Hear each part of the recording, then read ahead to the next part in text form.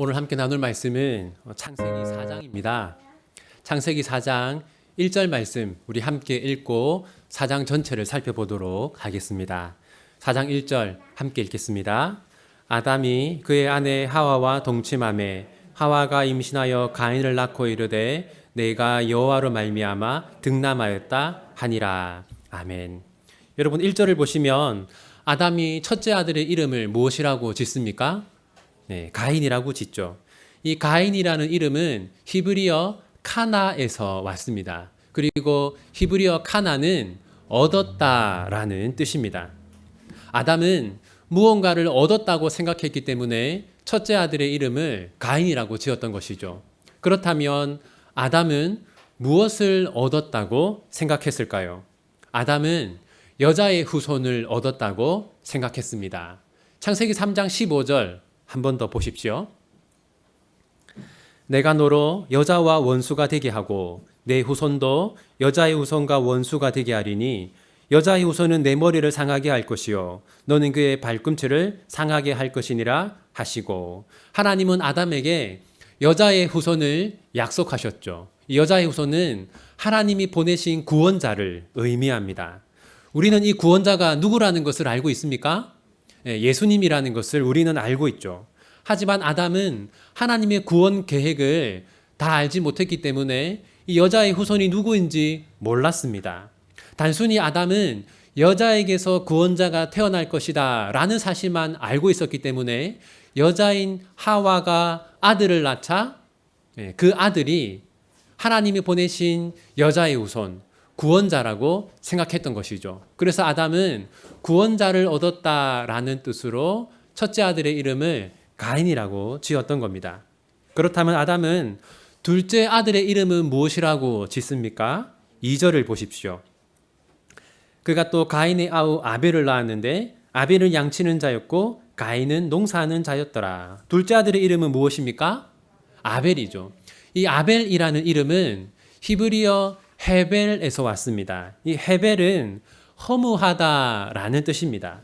전도서 1장 2절을 보시면요.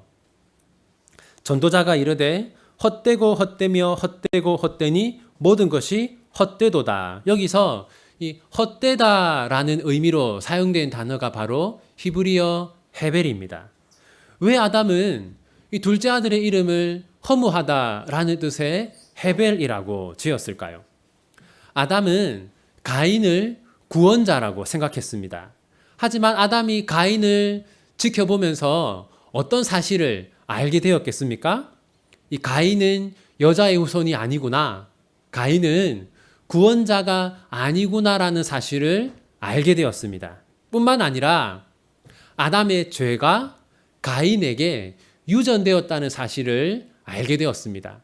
모든 사람은 태어날 때부터 죄인으로 태어난다는 것, 모든 사람은 원죄를 가지고 태어난다는 것을 아담은 가인을 보면서 알게 되었어요.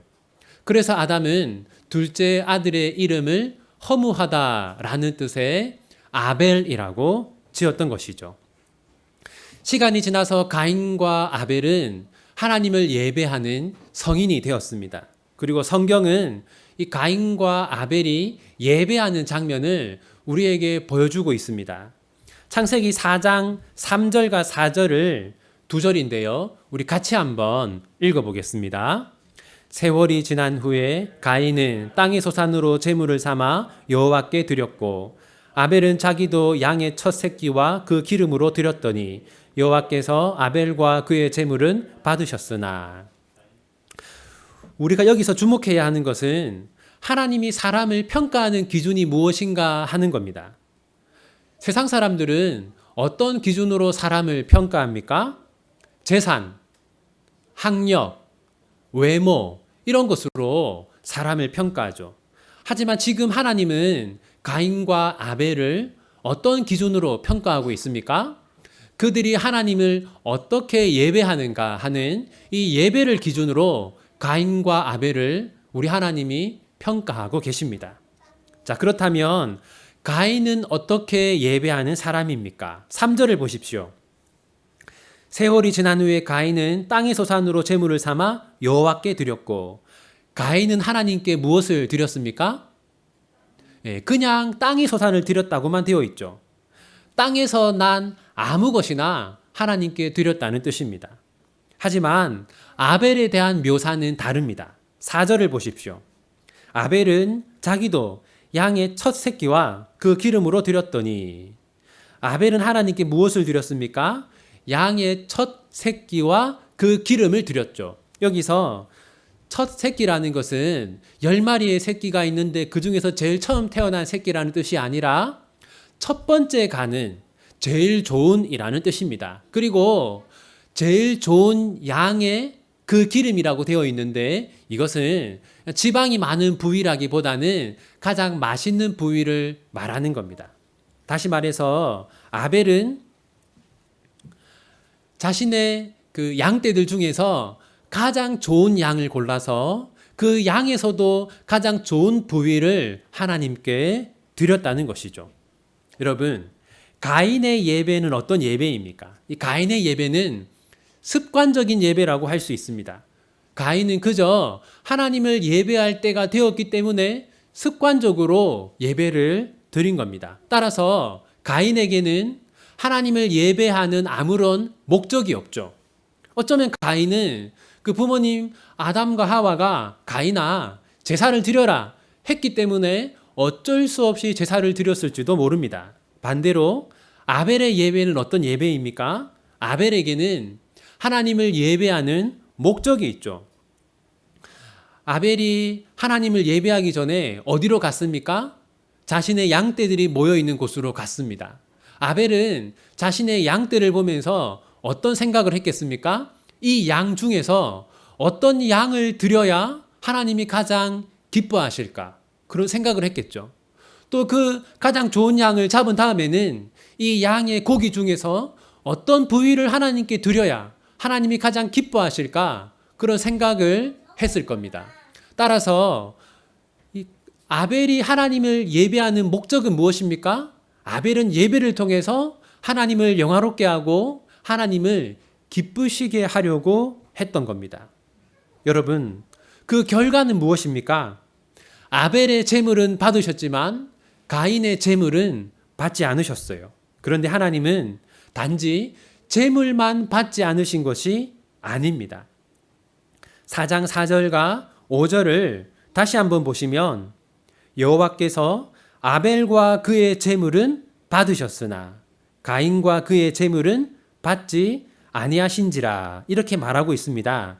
그런데 여러분, 하나님은 제물만 받지 않으신 것이 아니죠. 무엇도 받지 않으셨습니까? 가인도 받지 않으셨어요. 또 아벨의 제물만 받으신 것이 아니라 아벨도 받으셨습니다. 더 중요한 것은 사람과 제물 중에서 무엇이 더 앞에 있습니까? 사람이 더 앞에 있죠. 어떤 제물을 바쳤는가 하는 것보다 제물을 바친 그 사람이 어떤 사람인가 하는 것이 더 중요하다는 겁니다. 여러분, 가인은 하나님께 10만 원치의 제물을 바쳤고 아벨은 하나님께 100만 원치의 제물을 바쳤기 때문에 하나님이 아벨의 제물은 받으시고 가인의 제물은 받지 않으신 것이 아니라는 겁니다. 가인이라고 하는 사람이 바쳤기 때문에 받지 않으셨고 아벨이라고 하는 사람이 바쳤기 때문에 받으신 겁니다. 여러분, 하나님께 중요한 것은 헌금의 액수가 아니라 그 사람이 누구인가 하는 겁니다. 이 사실을 잘 보여주는 본문이 있죠. 마가복음 12장입니다. 마가복음 12장 41절부터 44절까지 말씀을 제가 한번 읽어드리겠습니다.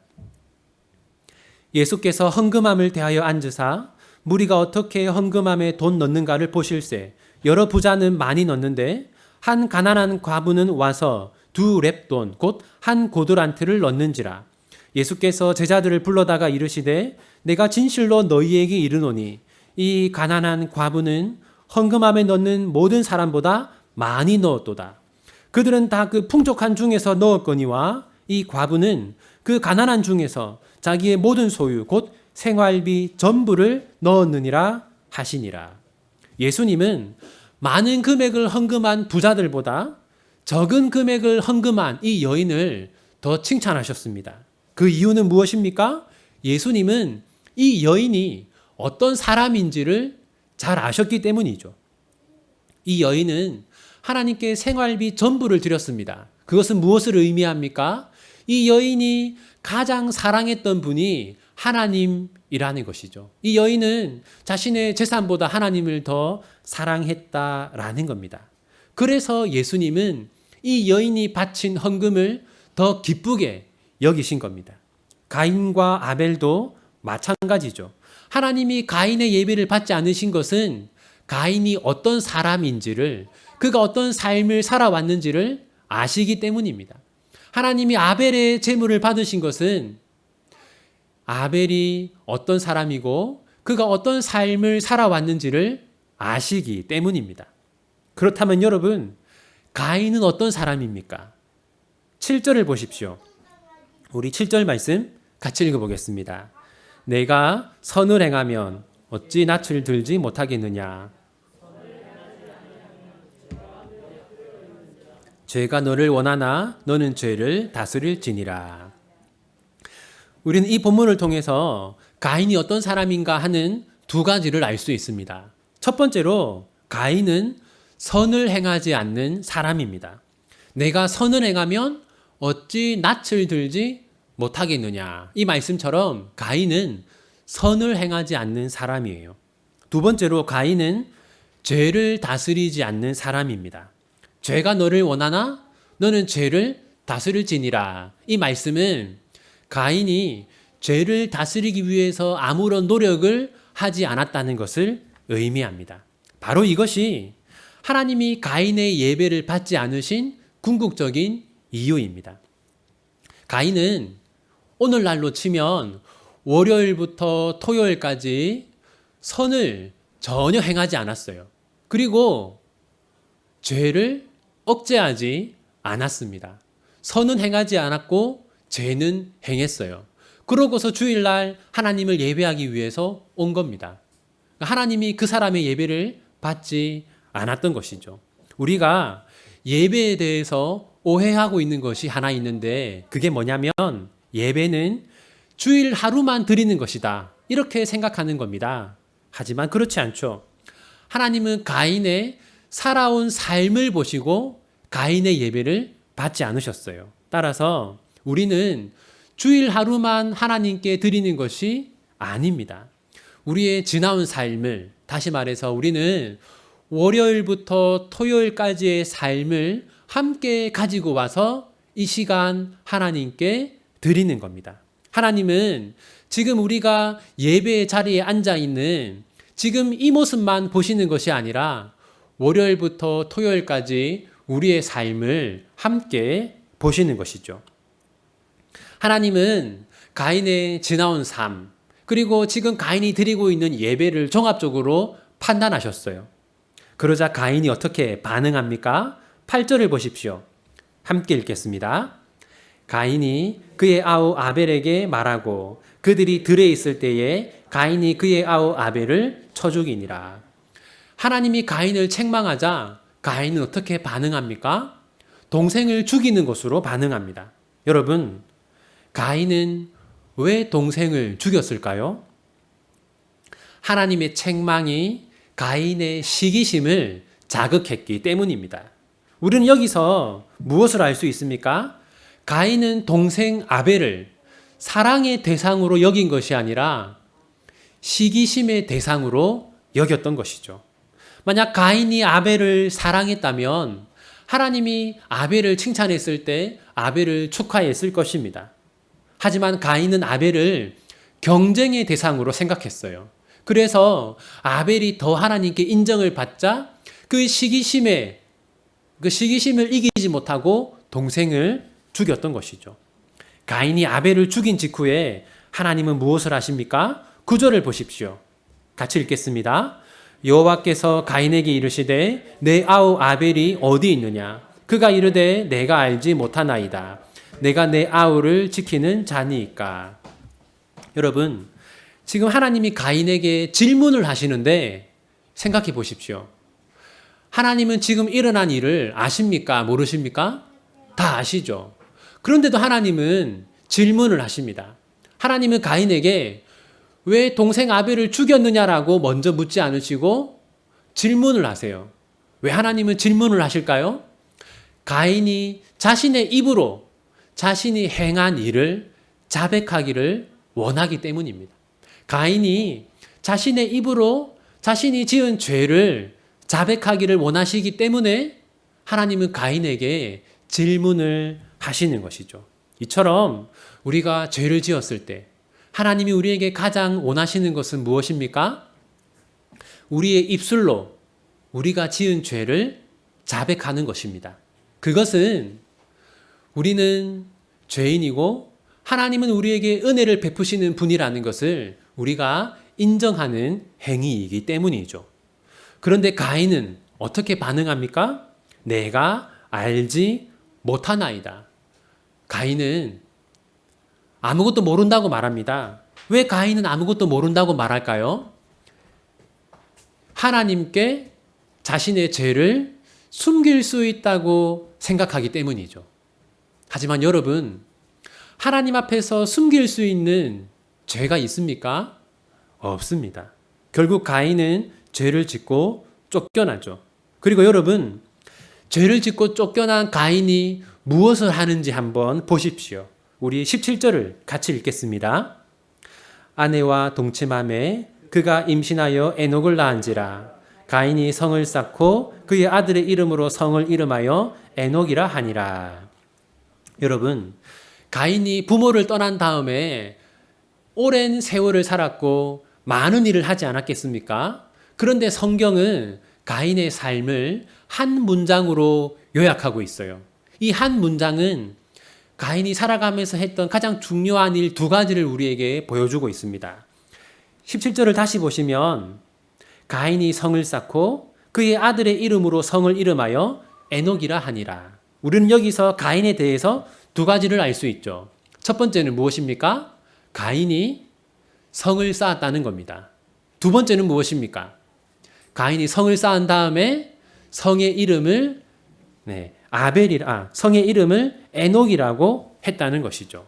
먼저 가인이 성을 쌓은 것에 대해서 알아봅시다. 가인은 왜 성을 쌓았을까요? 여러분, 여기서 성이라고 번역된 히브리어는 이르입니다.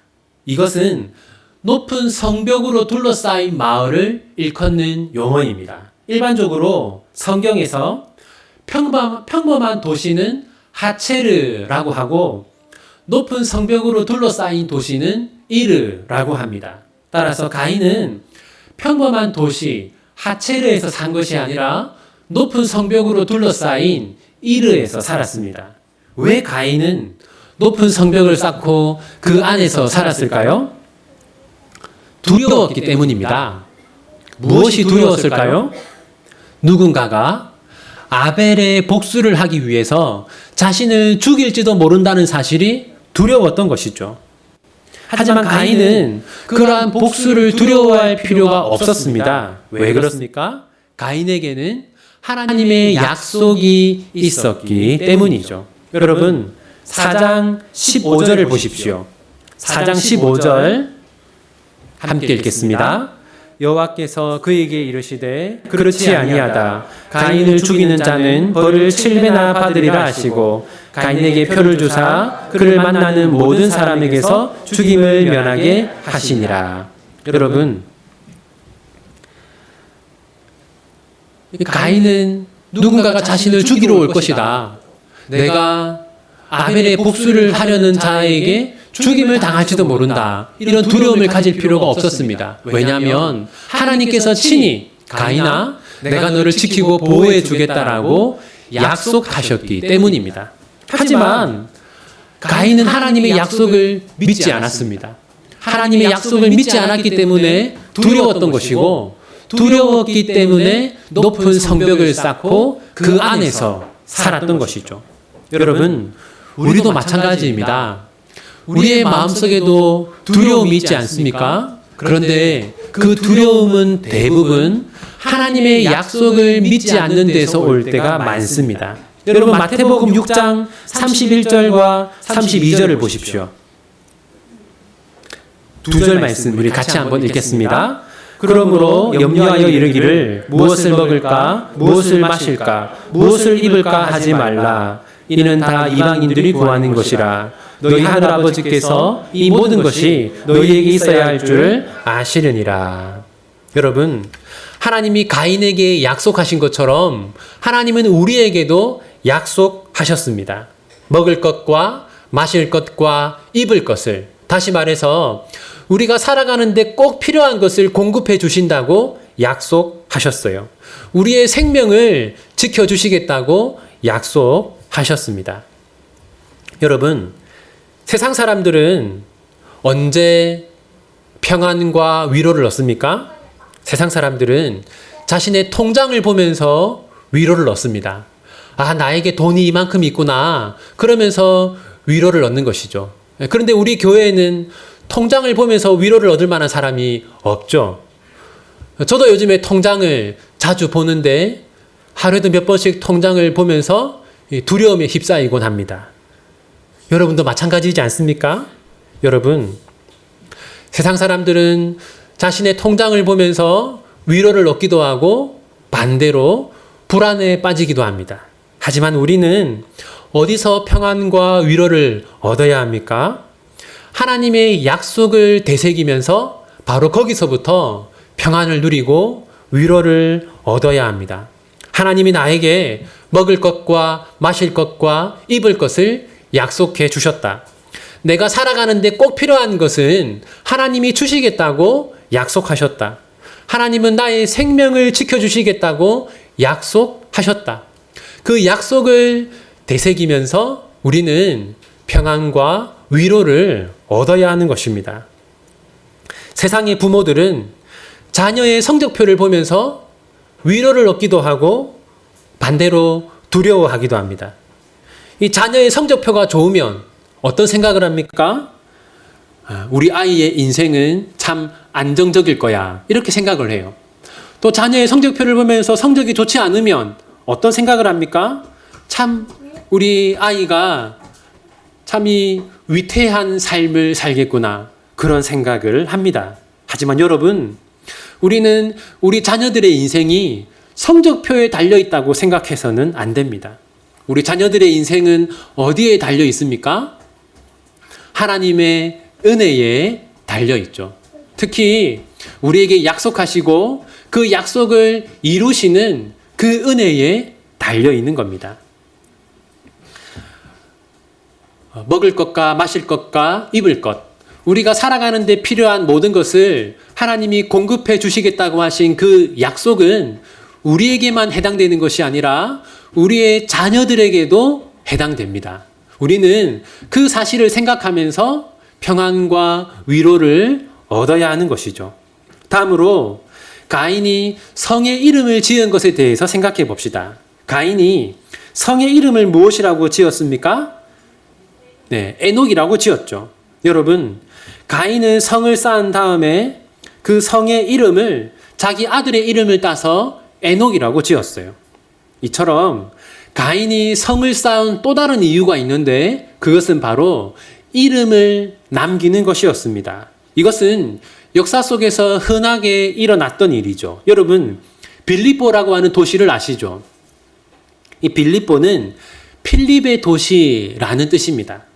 필립이라는 왕이 자신의 이름을 남기기 위해서 빌립보라고 하는 도시를 지었어요.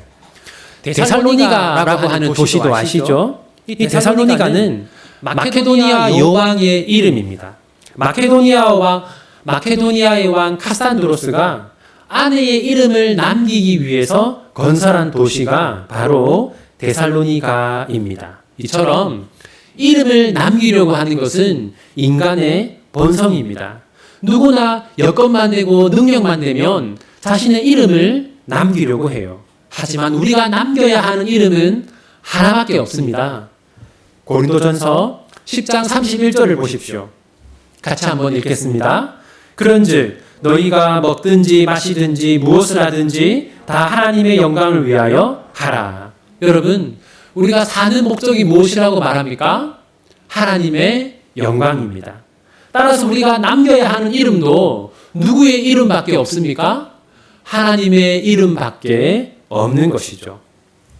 그런데 여러분, 사람들에게는 자신의 이름을 남기고 싶어 하는 그런 본성이 있어요.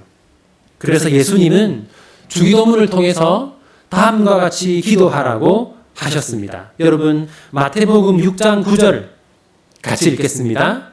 그러므로 너희는 이렇게 기도하라. 하늘에 계신 우리 아버지여, 이름이 거룩히 여김을 받으시오며.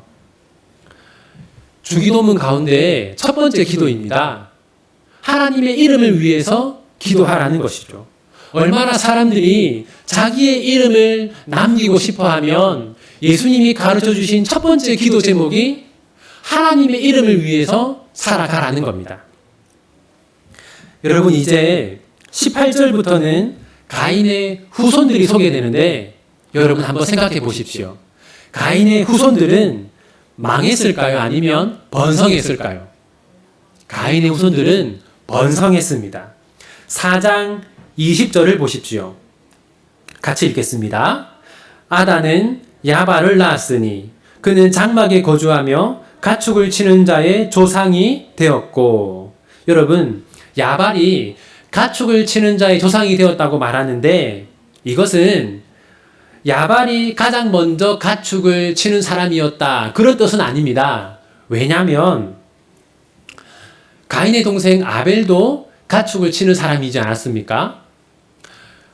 고대 이 중동 지방에서는 한 분야에서 탁월한 업적을 이룬 사람들을 그 분야의 조상이라고 불렀습니다. 따라서 이 말은 야발이 엄청나게 성공한 목자였다라는 뜻입니다.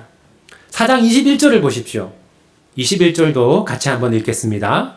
그의 아우의 이름은 유발이니 그는 수금과 퉁소를 잡는 모든 자의 조상이 되었으며. 유발은 어떤 사람입니까?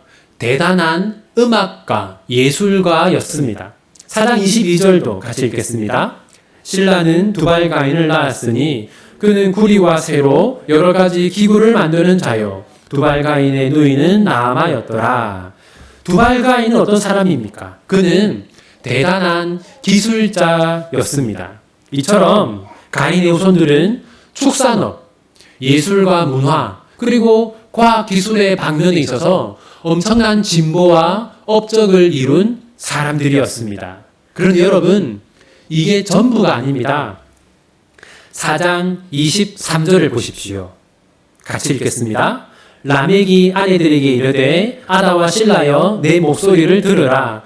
라멕의 아내들이여 내 말을 들으라. 나의 상처로 말미암아 내가 사람을 죽였고 나의 상함으로 말미암아 소년을 죽였도다. 여러분, 만약 그럴 리는 없겠지만 만약 우리가 누군가를 죽였다고 해봅시다. 그러면 우리는 어떻게 하겠습니까? 그것을 숨기려고 하겠죠. 뿐만 아니라 우리가 살인을 저질렀다는 그 사실을 평생 부끄러워하면서 살지 않겠습니까? 그런데 라멕은 정반대입니다. 라멕을 보십시오. 그는 자신이 누군가를 죽인 것을 지금 어떻게 하고 있습니까?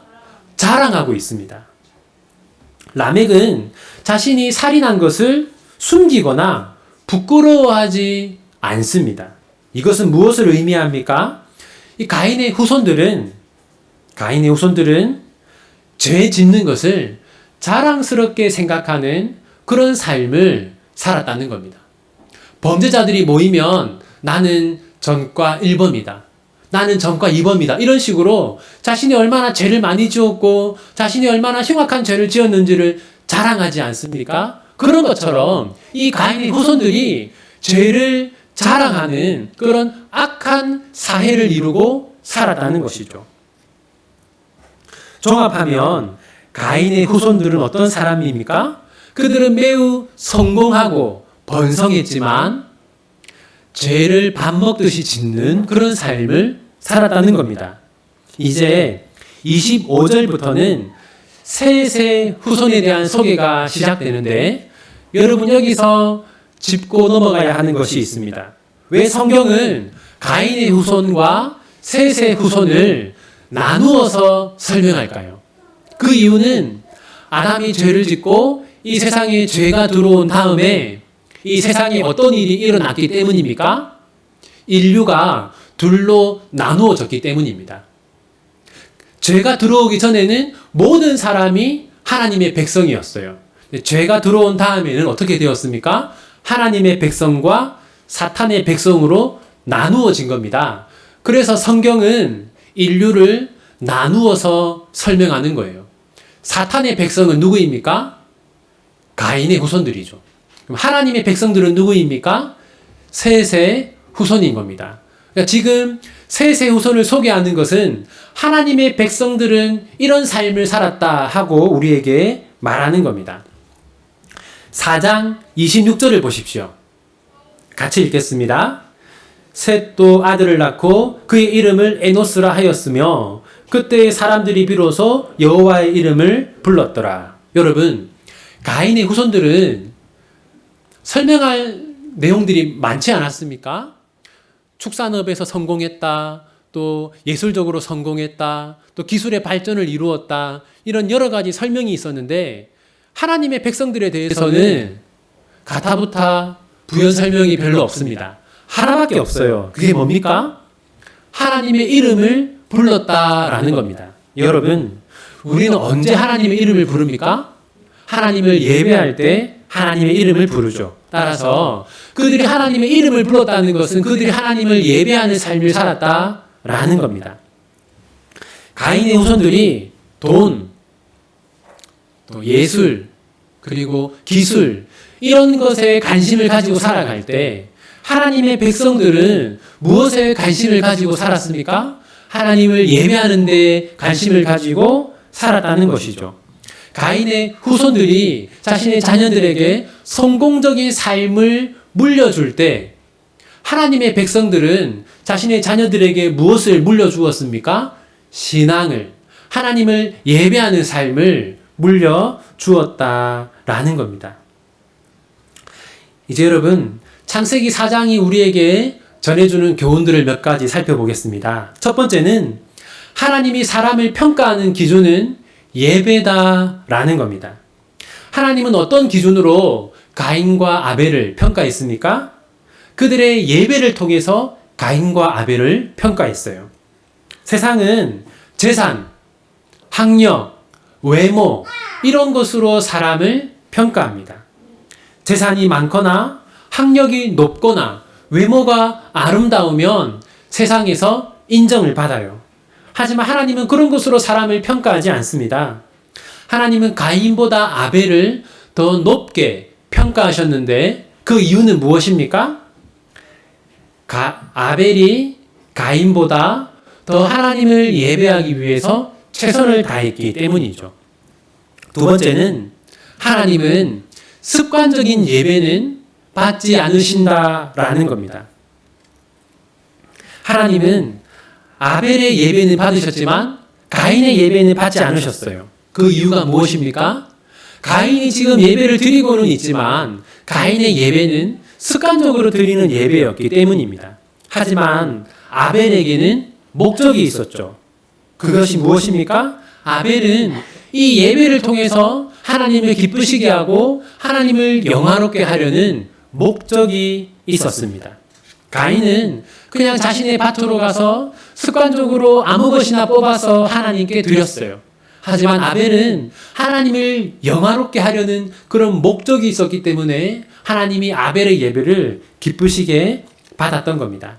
세 번째는 하나님께 재물보다 중요한 것은 사람이다라는 겁니다. 하나님은 아벨의 재물만 받으신 것이 아니라 아벨도 받으셨죠. 그 말은 아벨의 삶을 받으셨다라는 겁니다. 반대로 하나님은 가인의 이 예물은 받지 않으셨어요. 가인의 삶이 죄로 가득했기 때문입니다. 지금도 마찬가지입니다. 우리가 하나님을 예배하기 위해서 이 자리에 앉아 있는데 하나님은 지금 이 자리에 앉아 있는 우리의 모습만 보는 것이 아니라 우리의 지나온 삶을, 월요일부터 토요일까지의 삶을 함께 보신다는 것을 우리는 기억해야 합니다. 네 번째는 우리는 서로를 경쟁의 대상이 아니라 사랑의 대상으로 여겨야 합니다. 가인은 동생 아벨을 죽였습니다. 그 이유가 무엇입니까? 동생 아벨을 사랑의 대상이 아니라 경쟁의 대상으로 여겼기 때문입니다. 그리고 경쟁에서 동생이 더 앞서 나간다라고 생각하자 시기심에 사로잡혀서 동생을 죽였던 것이죠.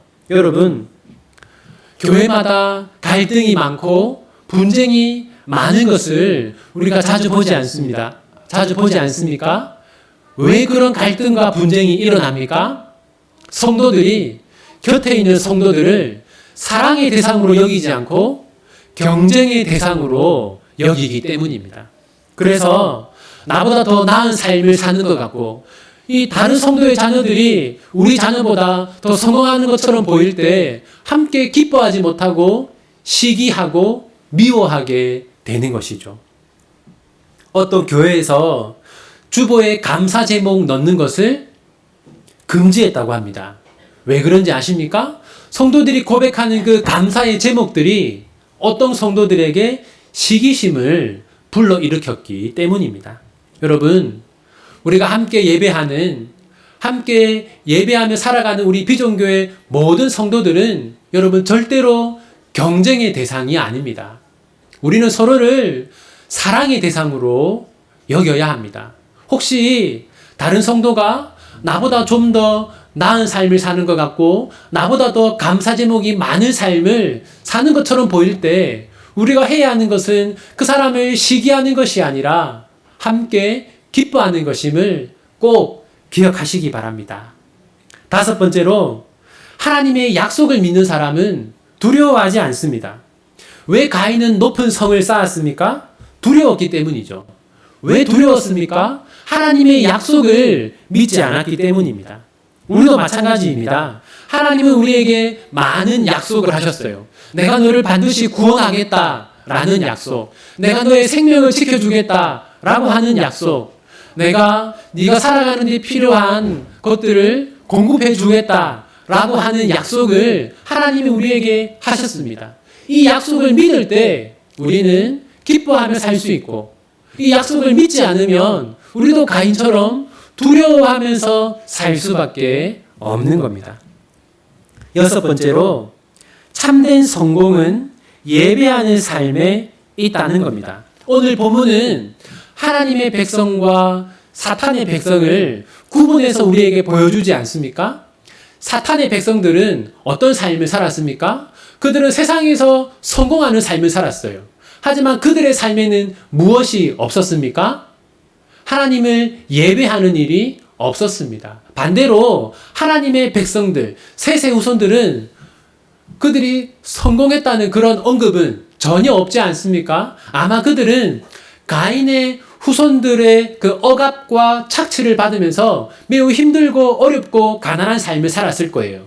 하지만 그들의 삶에는 무엇이 있었습니까? 하나님을 예배하는 것이 있었습니다. 마지막 일곱 번째입니다. 여러분, 우리는 참된 성공을 자녀들에게 물려주어야 합니다. 여러분, 세상 사람들은 자신의 자녀가 성공하기를 원하죠. 자신의 자녀를 성공시키기 위해서 수단과 방법을 가리지 않습니다. 하지만 여러분, 그것은 부질없는 일입니다. 왜 그렇습니까? 참된 성공은 그런 데 있는 것이 아니라 하나님을 예배하는 데 있기 때문이죠. 그러므로 우리가 우리의 자녀들에게 참된 성공을 물려주고자 한다면 우리는 그들에게 무엇을 물려주어야 합니까? 신앙을 물려주어야 하고 하나님을 예배하는 자세를 물려주어야 합니다. 만약 10년, 20년, 50년 뒤에 우리의 자녀들이 하나님을 예배하고 있다면 우리는 성공한 부모인 것이죠. 그런데 반대로 우리의 자녀들이 세상에서 인정받고 성공했다 할지라도 그들이 10년, 20년, 50년 뒤에 하나님을 예배하는 삶을 살고 있지 않다면 우리는 실패한 부모가 되는 겁니다. 여러분, 우리는 자녀들에게 하나님을 예배하는 모습을 보여주어야 합니다. 뿐만 아니라 하나님을 예배하는 것이 얼마나 중요한가 하는 것도 보여주어야 합니다. 여러분, 청교도라고 하는 사람들이 있었어요. 그 신앙의 자유를 위해서 잉글랜드에서 신대륙, 지금의 미국으로 건너온 사람들 아시지 않습니까? 그 사람들을 청교도라고 하는데요. 이분들은 토요일이 되면 일찍 잠자리에 들었다고 합니다. 왜 그럴까요? 토요일 날 일찍 잠자리에 들어야지만 주일날 지금 여러분들처럼 졸음과 싸우지 않고 맑은 정신으로 하나님을 예배할 수 있기 때문입니다. 부모님이 예배 때문에, 주일 예배 때문에 일찍 잠자리에 드는 모습을 그 자녀들이 보면서 이 자녀들이 무엇을 배웠겠습니까? 야, 정말 하나님을 예배하는 것이 중요하구나 하는 것을 자녀들이 배웠을 겁니다. 여러분, 이제 말씀을 정리하겠습니다. 세상은 무엇을 봅니까? 세상은 외모를 봅니다. 겉으로 드러나는 것을 보죠. 재산, 학력, 외모 이런 것들을 봅니다. 하지만 하나님은 무엇을 보십니까? 하나님은 우리의 내면을 보십니다. 하나님은 아벨의 마음속에 있는 하나님께 영광을 돌리고 싶어하는 그 아벨의 진심, 아벨의 마음을 하나님은 보셨습니다. 하나님은 지금도 우리의 마음을 보십니다. 우리의 마음에 있는 하나님을 향한 사랑, 하나님을 향한 순종, 하나님을 향한 신뢰, 하나님을 향한 헌신을 보십니다. 가인과 가인의 후손들은 외모를 중시한 사람들입니다. 하나님은 그들을 인정하지 않으셨어요. 지금도 세상 사람들은 가인과 가인의 후손들처럼 살아갑니다. 하나님은 절대로 그들을 인정하지 않으십니다. 우리는 아벨처럼 셋의 후손들처럼 살아야 합니다. 우리의 중심, 우리의 마음, 우리의 신앙을 지키면서 살아야 합니다. 언제 어디서든 우리의 마음을 보시는 하나님 앞에서 거룩하고 신실하게 그리고 참된 예배자로 살아가는 우리 모든 비조교회 성도들 다 되시기를 바랍니다. 기도하겠습니다.